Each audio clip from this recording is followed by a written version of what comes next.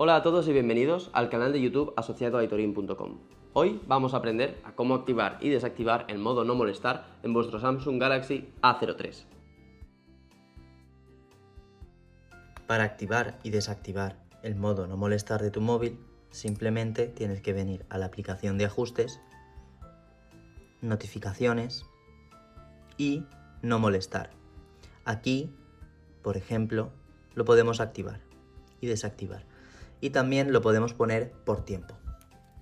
Por ejemplo, vamos a activarlo durante 1 hora. Y en 1 hora automáticamente se nos apagará el modo no molestar.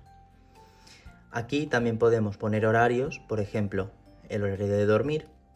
Y también tenemos para poder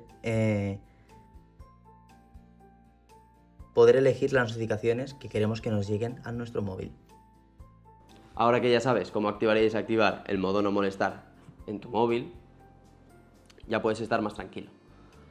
No olvides darle like si te ha gustado, comentar, suscribirte.